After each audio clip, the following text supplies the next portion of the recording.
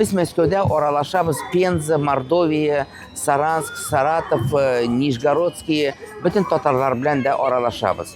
И менә безне барыбызны да менә шул Тукай ул ничектер бергәләштерә. 26 апрельдә Түбән Камада бөек татар шагыйре Габдулла Тукайның 139 еллыгы һәм туган тел көне белән бәйле поэтик митинг үтте.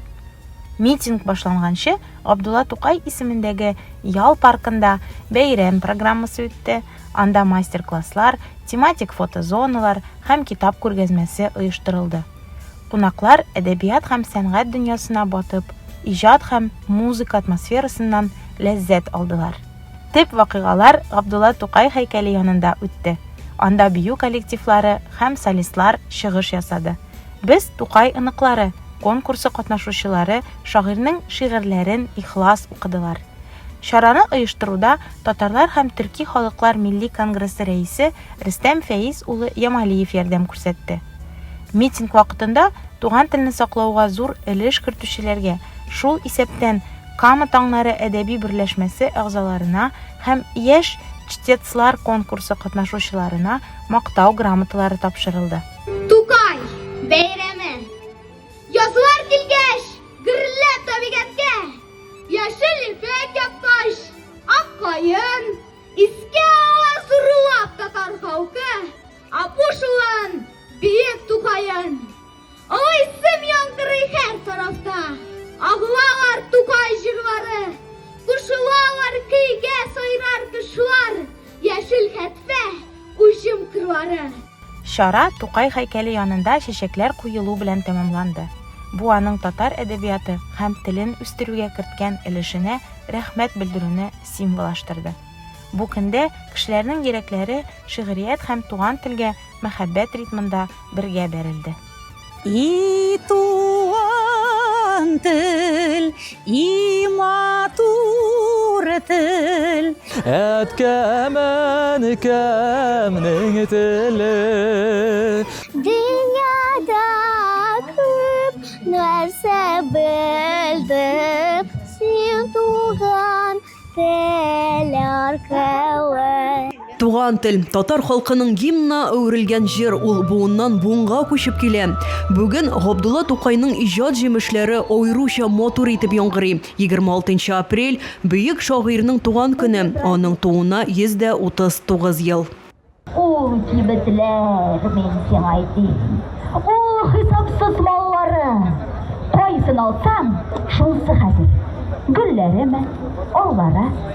Сәхнәдә яттан сөйлә Тукай шигырьләрен шушы булыр иң зур бүләгең бәйгесенең призерлары. Быел ул 33-нче тапкыр үткәрелә. Анда 200-дан артык кеше катнаша. Иң яшенә 5 яшь булса, иң өлкәненә 72. Нәфис сүз осталарына һәм рәсем конкурсы җиңүчеләренә дипломнар һәм бүләкләр тапшырыла. Мин Тукайның иҗаты бик яратам. Бәләкәйдән үк бу конкурста катнашам һәм Тукай безгә өчен үрнәк. Әлеге бәйгедә моннан 25 ел элек катнашкан идем мин һәм дә инде гран-при алган идем ул елны. Быел инде әле тагын бер катнашып карыйм әле дигән фикер белән катнаштым һәм менә 3нче урынны алдым. Зур мәртәбә әлбәттә инде кызык. Үзеңне тагын бер кат Тукай иҗаты белән сынап карау. Чөнки Тукай иҗатын күп генә өйрәнсәң дә, аны өйрәнеп бетереп булмыйдыр миңа калса.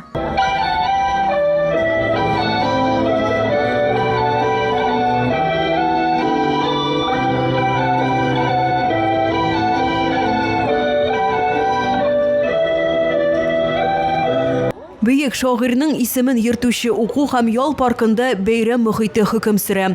Кунаклар өчен бу эштәлекле программа әзерләнгән. Тукай иҗатын чагылдырган рәсемнәр күргәзмәсе, фотозона, китаплар ярминкәсе, кызыклы осталык дәресләре.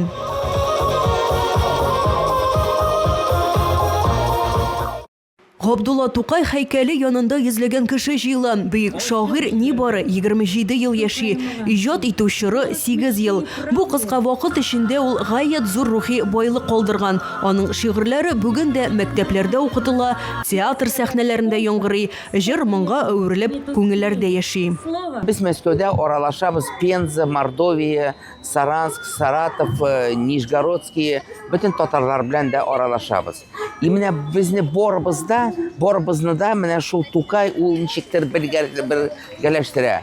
Без инде җыелып шул җырын, аның значит, тыңлайбыз, җырлайбыз, эй туган тел, эй матур, шул җырны җырлайбыз, шигырьләрен сөйләйбез инде. Тукайны бер кем белән дә чагыштырып булмай. Ул уникальный, ул бер. Шигъри митинг барышында туган телне һәм мәдәниятне саклауга зур өлеш керткән өчен Кама таңнары әдәби берләшмә әгъзаларын бүләкләделәр. Габдулла Тукайның туган көне Татарстанда туган тел көне буларак билгеләп үтелә. Киләсе елда бөек шагыйрьнең юбилее, аның тууына 140 ел тулачак.